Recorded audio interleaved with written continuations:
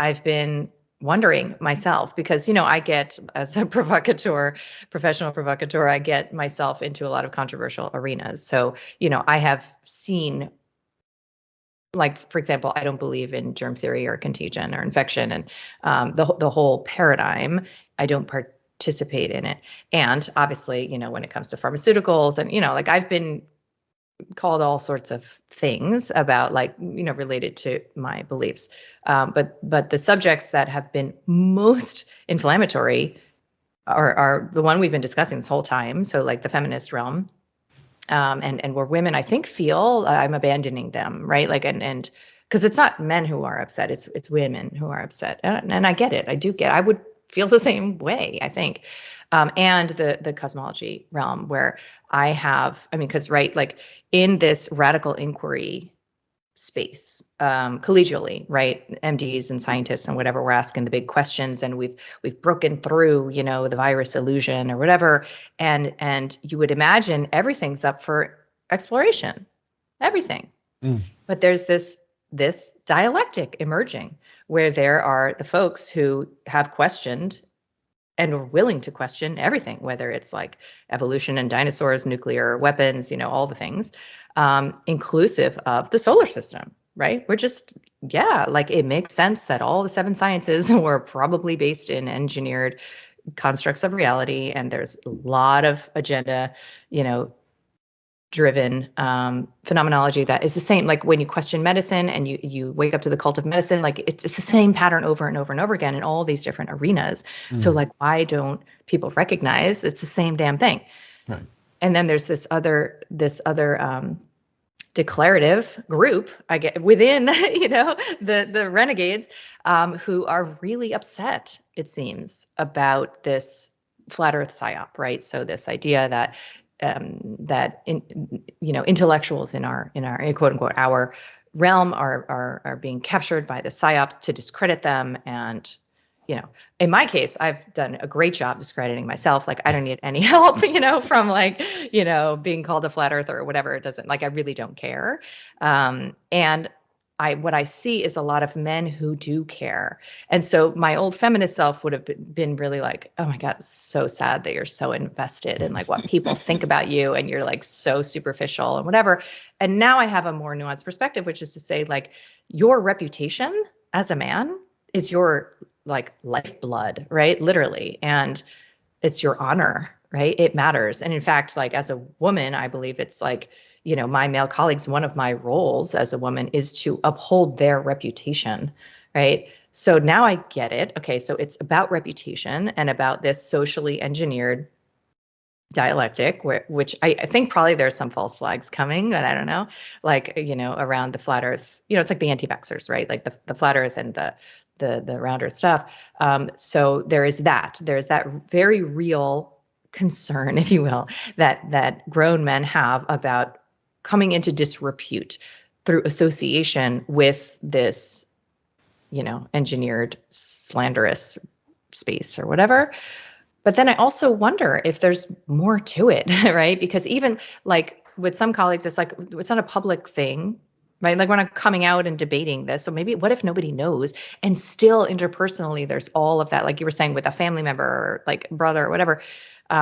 There's all of this resistance. It's like a euphemistic way of putting it.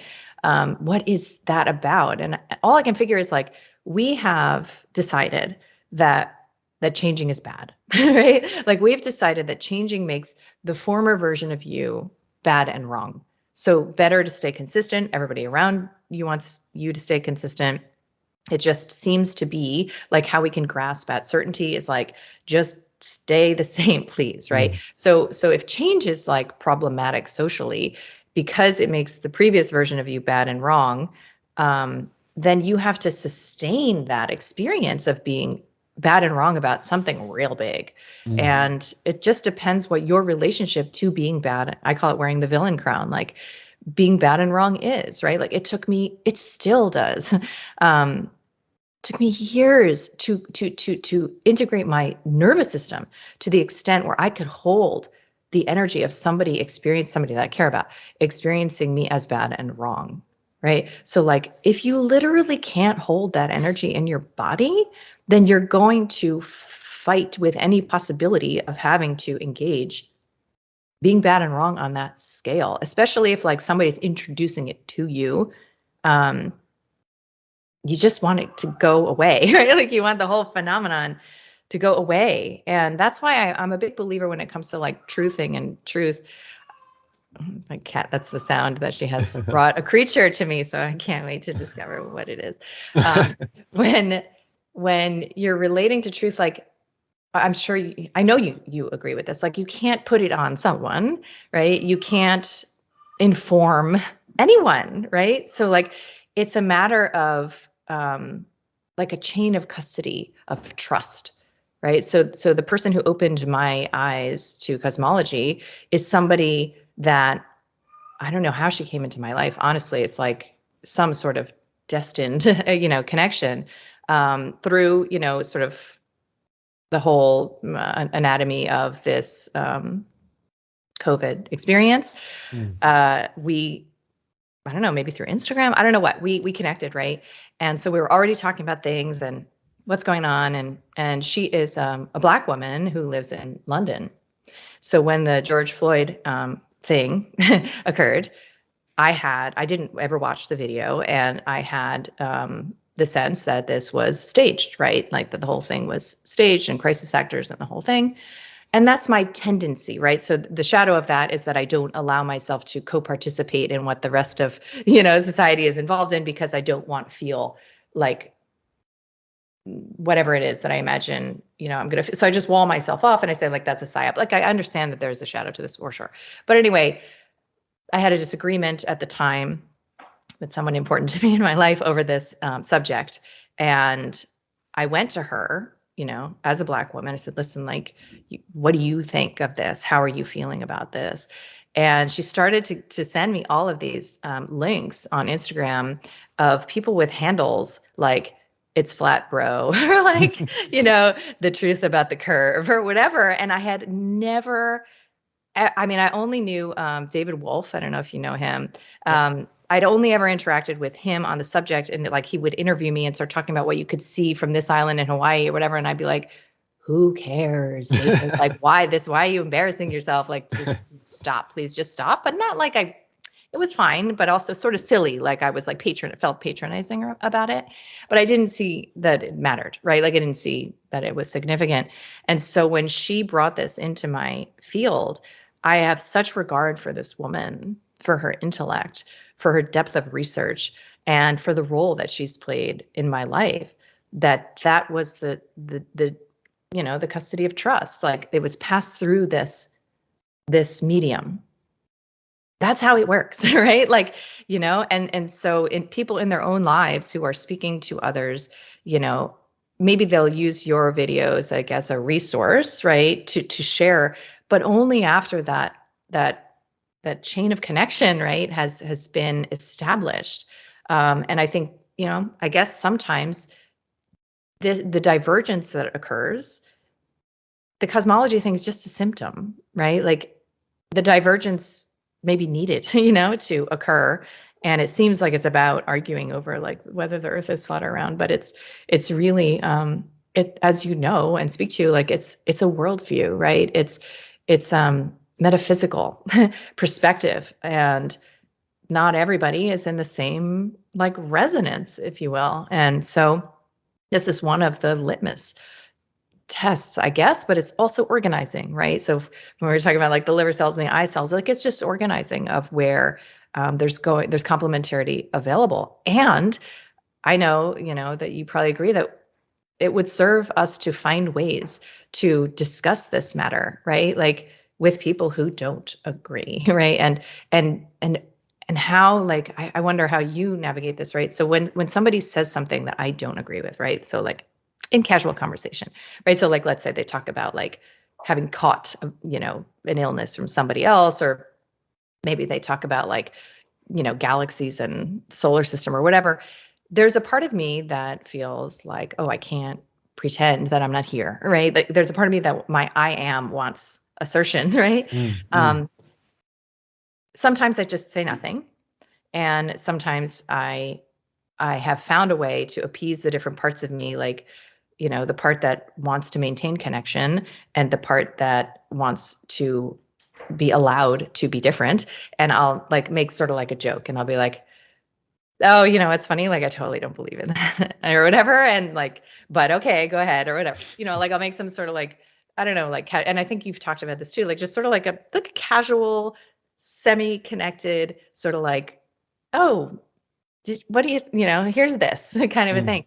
I don't Lay it know. out on the table and see what they do Yeah. next. Yeah. Yeah, but maybe there's also a realm of consent if you're serious. Like I think in the collegial world, this is really something, um, my like dear friend and ally Tom Cowan, we talk about this all the time. Like, what is the way to introduce? And he's been so outspoken, if that's the word, about virology, right? Like, what is the way to introduce information? Like, do you ask for consent, right? Do you say like, hey, like, you know, I have some thoughts about that, that haven't really come up. Like, let me know if you're curious about them. I'd be happy to share. And then at least there's consent there. I don't know. I think this is where the real questions lie, because until we understand how to come into the energetics, like what do those look, what does that polarity look like, right? Mm. When it's fully expressed, and it's obviously not necessarily erotic. And it is, right? The energy is there. That's what I'm talking about. Look at the hysteria. That is eros. That is life force energy that is captured by shame.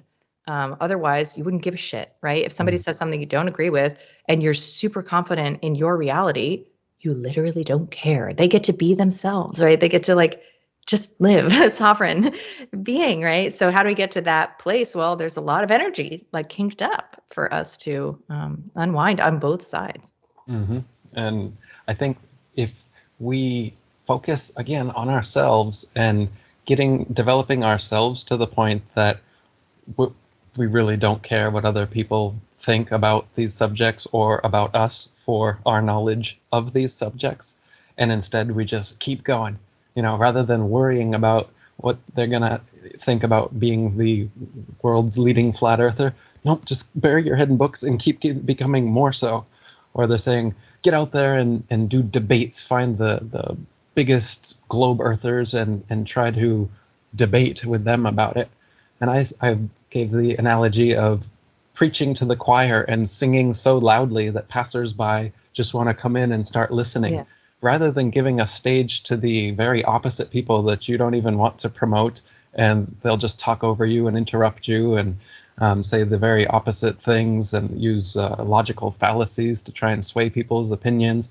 You're just getting yourself in the muck there, versus being completely confident in your own space and developing your knowledge of it with other people who are also doing that same thing. And then you're creating like these conscious communities of people who are talking the same way, rather than purposely going into a middle ground or into the enemy territory and trying to battle it out that way. Even in family dynamics or something like this, it works that way because, like we're saying, oftentimes these simple discussions about just some fringe topic that shouldn't be anything at all can be relationship destroying conversations. As a result, I think that as I've evolved myself, as people know, when I first came out about these things, I was quite vocal and not too good at maybe conveying them, so that, yeah, I destroyed a few relationships along the way. In so doing, I learned how to do better, how to not do that. And so now, when the topic comes up, as you said, oftentimes my initial response, well, always the initial response is this one. Yeah. You don't need to say anything right away the second you feel it. That's what that's what we're talking about with a lot of these other issues. Is the 2023? I'm so triggered. I'm so offended. So as Microaggression. right, as flat earthers, we got to keep that in check ourselves as well. And just because our circles, our friends and family are saying the word global or something, and we're just like, Literally, that happened last night. Global what? Yeah. I know. I was at like this beautiful concert, right? Like, it's like a candlelight concert here in Miami, and it was they were, I don't know, whatever. It was beautiful. And literally the woman was introducing the concert and she was like talking about how now they're global. And I literally felt this like kink inside myself. And I had to self-soothe where I'm like, it's just a word. Like and words are spells, but it's just a word. It's not personal. Like it's not a personal attack. It doesn't necessarily have to like cloud and contaminate the whole experience just because, right? And this is where like I call it the community wound, but it's like why I'm obviously so excited to connect to you and like brought in, my community is so that I can taste that like that sense of belonging, right? So that is a wound I believe we're all walking around with, right? So it's that tribal discernment, right? If I'm looking around for what is the tag, right? Like if I were on a dating app and I were to like choose the criteria for like what my man would believe, like these are the discerning intellectual features so that I can relax and not have to like think and like get, back to dancing or whatever. Um and so I understand the roots of that sort of like black and white assessment of somebody's awakenedness or whatever. And it can be really just like something that flows through you, like data, information, like a felt sense. And I have people in my life who not so much who like vehemently disagree with my perspectives, but who really don't give a shit about the things I really do give a shit about. Mhm. And we connect deeply, in many, I know you do too. So allowing for that. There was many years in my life where I did not allow for that, and I ended relationships like over this. And again, that's maturational. Like that's a stage we go through until we get to the place where everyone can just be who the hell they are. We recognize we always have power of choice and are responsible for our own experience. And then navigating becomes a totally different thing. Mm. And focusing more on having a deep relationship and opening a level of communication with whoever the person is that you would like to relay the flat earth message to. I find that setting the groundwork is invaluable rather than just, oh, a new person. This person doesn't know the earth's flat. Hey, have you heard this thing? And then they're like, well, rather than doing that, I think I'm trying to take the Taoist perspective, which is to try and wait as long as possible before intervening. Mm. So if you're triggered because they said global and now you want to bring up the flat Earth, temper it in yourself and just be like, no, I'm just gonna let that. I'm just gonna let it slide. I'm just gonna let this go, and instead focus on finding common ground with the people. Even in a debate, this is what you want to do: is don't focus on the thing that the two of you clearly have opposing views about. Find something, anything, doesn't even have to be related to cosmology, that you do agree with, and deepen that aspect and let the conversation flow from there. And especially if it's someone that you have multiple conversations with, it's not just a chance encounter, it's an actual relationship. Well, even more reason to just let it ride for a while. Totally. Just be a silent flat earther for now, until you find the time. And when you do bring it up, rather than playing all your cards at once, I like to bring it up in question format and just ask them leading questions towards things that I would like to talk about, and then gauge how I'm going to talk about it on their responses. If they're inquisitive and there's no emotional reaction and they're just like, oh, and okay, this conversation can continue and we might have a winner here. But if right from the first question they get a little cockeyed and they're like, you're talking about flat Earth, and then they get a sneer and all that. Okay, well, you've just gotten your answer, Yeah. and this isn't going to go too well if you lean into it hard. But you started with a question, so you don't need to lean into it any further than that. And if they look at you cockeyed, and you can just be like, "Well, I was just thinking about it," or somebody made a Facebook post about it, or I don't know, I was just considering it, but yeah, maybe not, or something, and just let it go rather than instantly butt head. You just got your confirmation. You got your confirmation that they're not ready yet. And rather than accept that, which is what we should do, we like to push. And it was the same with like vegans. It's the thing people Yeah. hate the most about vegans is that we get holier than thou about the position that we hold, and then we want to try and force it onto somebody else. And especially in that situation, because we feel, but the animals, you're harming the animal, and so we feel like we're being a protector and a provider rather than what we're actually doing in the moment, which is being a accuser, and we're putting somebody down in a way, and nobody wants that. Nobody wants to feel that. So every vegan proselytizer is wrong. Going about it wrong. It's never going to have the effect you want.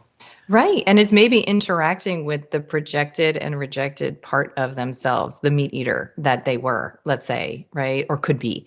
And that play, again, like I think of these as erotic, I call it the erotic caress of the enemy, becomes almost this obsessive intimacy that you have with your own self through another person, right? Because I think it's possible that we're only ever triggered about our beliefs if we don't fully believe them, right? Like if we have not fully settled and integrated, which requires that we have a relationship, like I was saying, to the part of us that didn't know, to the part of us that got it wrong, and to the meat eater and the vegan, to the glober and the flat earther, to the pharma prescriber, in the holistic, liver or whatever you want to say, and if we don't complete that cycle, like we don't finish that, not that it's ever finished, but that work, then we're still in dynamic We're intimacy. projecting. We're Yeah, projecting it exactly. onto the other non-vegans and non-flat earthers and feeling like we're not flat earth enough if they don't convert.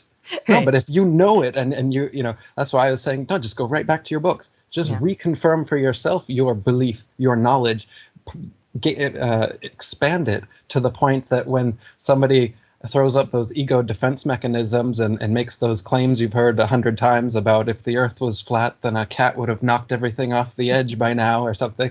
And you can genuinely laugh and smile at what's going on here rather than be triggered and feel like I'm in for hours of lengthy terrible conversation or whatever. Well, you will if that's what you do. Yes. You don't 100%. have to. You don't have to create a multi-hour, argumentative debate because of that little action. You can just, okay, well, cool. And this is the thing I was saying about, you said like deeply get into your deep relationship rather than some deep conversation about this thing that you don't agree with.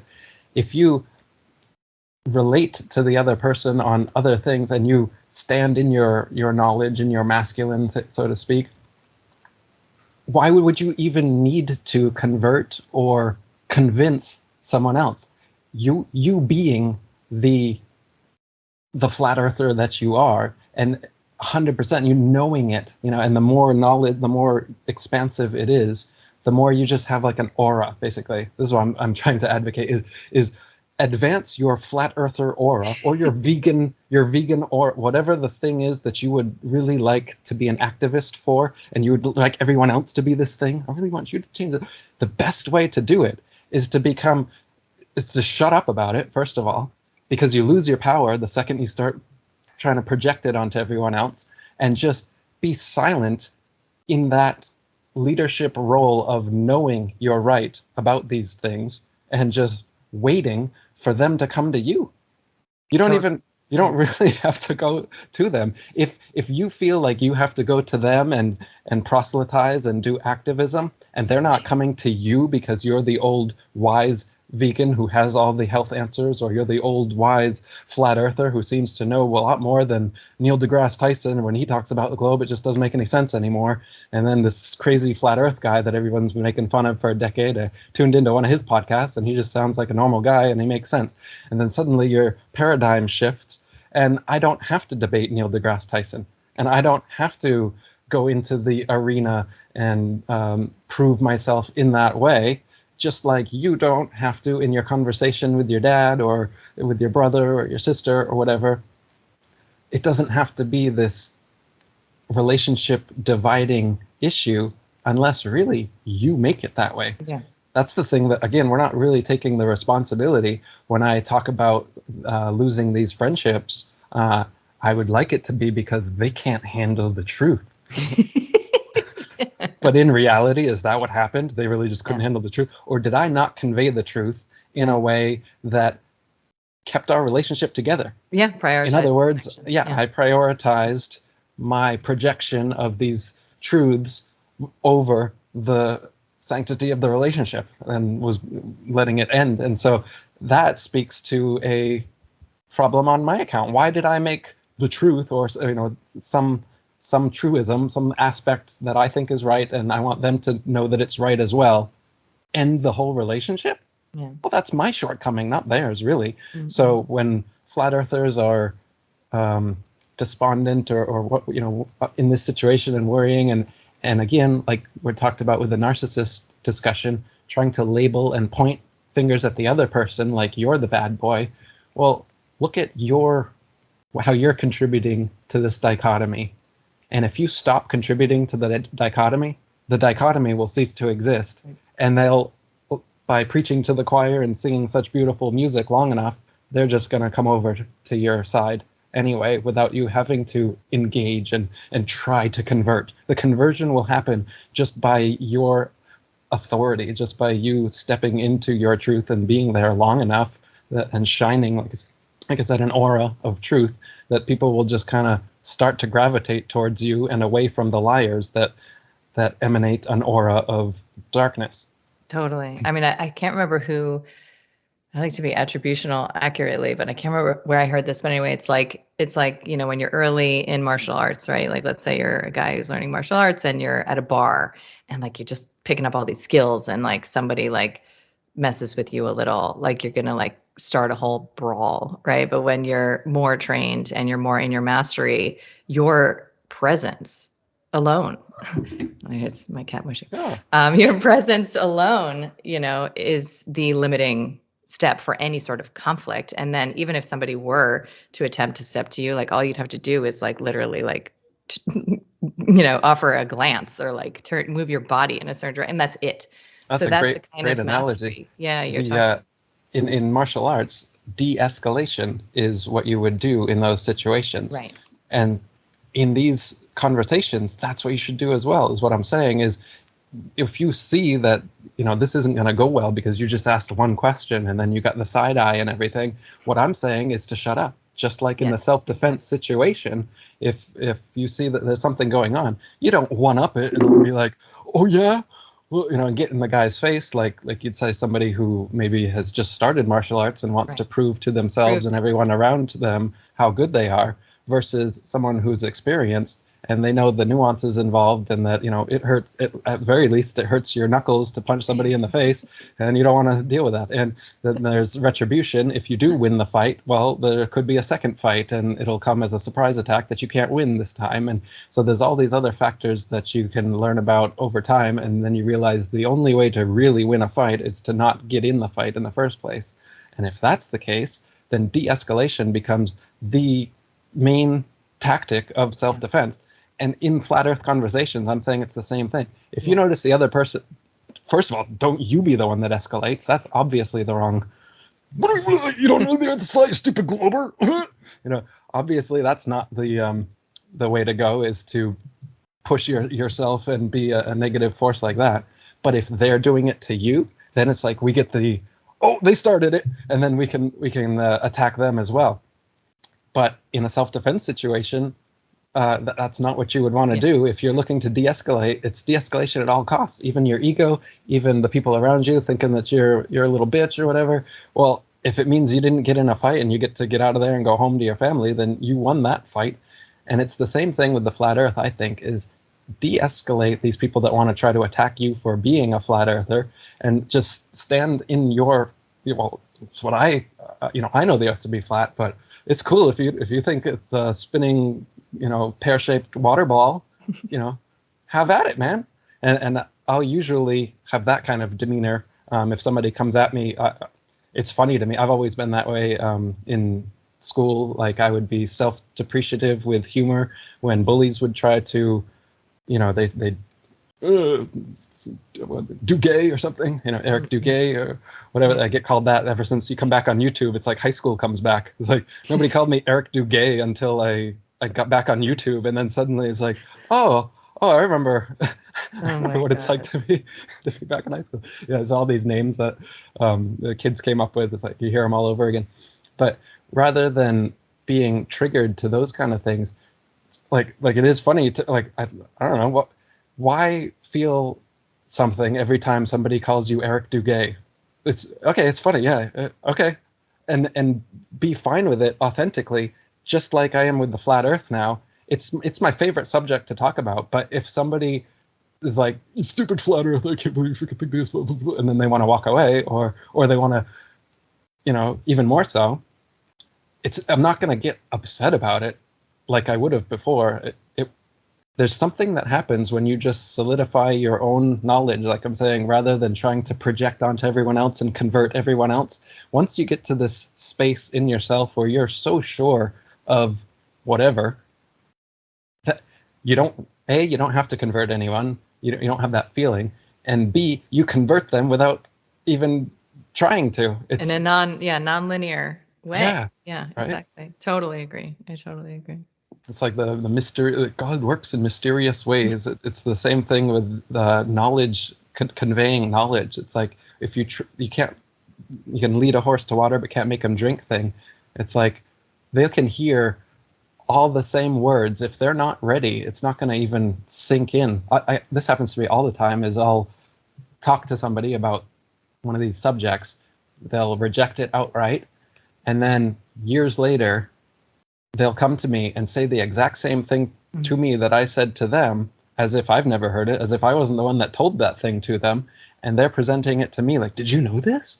And it's like, so you've forgotten the conversation that we had where I told you this exact thing and you disagreed with me about it, you rejected it, and I kind of discounted you because of that. But then years pass and we haven't even talked again. Something happened in their life. Either they talked to somebody else, or they read a book, or they had a think for themselves. And then suddenly that thing makes sense to them now. And then they bring it back to you because maybe, oh, I remember he's interested in this stuff. But they've forgotten that that's where it came from in the first place. And by this happening over and over again to me, I started recognizing that this is like a thing in human psychology. Yeah. So, everyone needs time to come to conclusions on their own. So every conversation you have where you're trying to convert, you're already pushing too hard, because no matter what, it's not going to happen in that conversation. And so every time you say that they don't quite agree with you and you try to give another factoid, another bit of trivia, and try to shut them down at every instance, and you think that if you have an answer for every question they have and you shut them down, that they have to convert, right? Because then they have nowhere to go. Nope, they still don't. They'll just bullheadedly just still say it's a globe for no reason. But the real reason is more, it's more ego-based, it's more reputation-based. It's not about the facts at hand now. It's about the manner in which it's being presented. It's about the fact that, oh, now you have to be right and I have to be wrong. Well, you were wrong about that. You thought it was a globe up until just now too, so stop playing holier than thou and debating me about it like I'm the dumb glober because I just haven't figured it out yet. And so that's, again, this is bringing it back to the male-female dynamic that we were talking about earlier. It can be the same thing with the glober flat earther dynamic, where you are going too far on one extreme, and then you're alienating the other person. It's like I was saying about the polarities attract, but not opposites. The globe and the flat earth, we could say that would be like the opposite. That's, you're pushing the conversation or pushing the relationship away. But the polarity that you could have that is the same is you probably both care quite a bit about that subject. If it's enough to end the relationship, obviously they really do care, and they're not just like one of these people like, well, I don't know, Earth flat, I don't know. Because a lot of people are like that too. They have no, and they're the easiest to convert because they have no attachment to anything. And then you just talk to them for 10 minutes and, well, that actually makes sense. You know what? Then you make a quick flat earther out of these people. But it's very different from like some of the atheist, people that have watched NASA documentaries and believed every bit of the CGI from birth. And then you come up to that and they want to be an astronaut or whatever. And you tell them the Earth's flat and NASA's lying to them. Like, it's not going to go over too well. you're better off just letting them, because they're going to be the last people to come to it anyway. That's another thing, is like, not, there's going to be the first followers and the second follow, and then the last people to convert are going to be these people that you would debate with. But I don't think that's how it happens. These people, they don't convert through debates. They convert through consensus reality. So all we have to do is get to the tipping point of actual critical thinkers and people who actually think for themselves and stand in their own individuated spaces. And then once that tipping point has happened, all the other people who are just natural, innate followers and non-critical thinkers and consensus reality conformist types, they'll just become flat earthers because it's what everyone else is. Right. It's Right. there's been the cultural shift, and they won't need converting, really. They'll silently convert. Once they notice that most of their friends and families are saying these things, they'll just be like, they'll just go along to get along, which is what they were doing with the globe.